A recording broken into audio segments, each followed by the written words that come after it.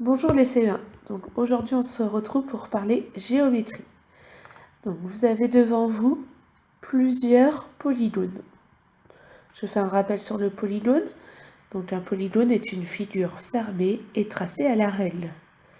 Donc j'aimerais que vous fassiez dans votre tête 2 groupes avec tous les polygones que vous voyez. Je vous laisse un peu réfléchir. Donc évidemment, nous allons mettre de côté les polygones à 3 côtés et d'un autre côté les polygones à 4 côtés. Donc les polygones à 4 côtés, on les appelle les quadrilatères, alors que ceux à 3 côtés, on les appelle les triangles. On va d'abord s'occuper des quadrilatères. Et on va prendre son équerre. Donc j'ai mis mon équerre sur tous les angles des quadrilatères. Vous voyez, il y a 2 quadrilatères que j'ai dû barrer parce que dans ces quadrilatères, il n'y avait pas d'angle droit. Parmi les quadrilatères qui ont 4 angles droits, je vais d'abord parler des carrés. Donc, je vous ai mis 2 exemples de carrés. Donc, les carrés ont bien 4 angles droits. Donc, l'équerre, on peut la mettre dans les 4 angles. Et ils ont 4 côtés de même longueur. Maintenant, on passe au rectangle. Le rectangle a aussi 4 angles droits. Quand j'ai mesuré le rectangle beige, j'ai bien vu qu'il y avait une différence par contre dans les longueurs. Donc on dit qu'un rectangle a les côtés opposés de même longueur. Donc ici, la grande longueur c'était 9 cm et la petite longueur c'était 1 cm.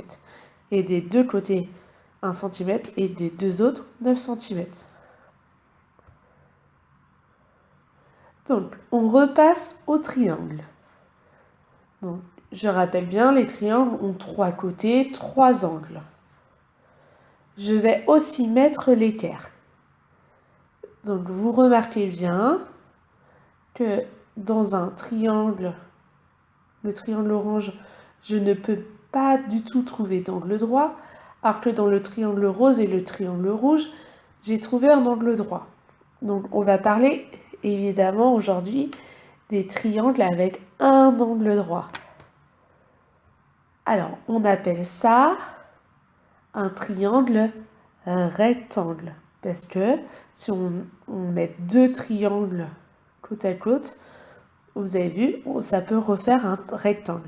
Donc, un triangle avec un angle droit s'appelle un triangle rectangle. 3 côtés, un angle droit.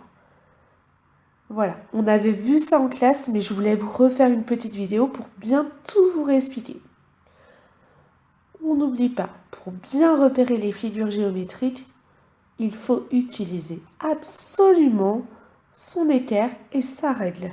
Maintenant, vous êtes en CE1, c'est très important. Juste en regardant comme ça, cela ne va pas fonctionner. Parce que, évidemment, je vous mets des pièges. Donc, on utilise son équerre et sa règle et tout fonctionnera correctement. À bientôt les CE1!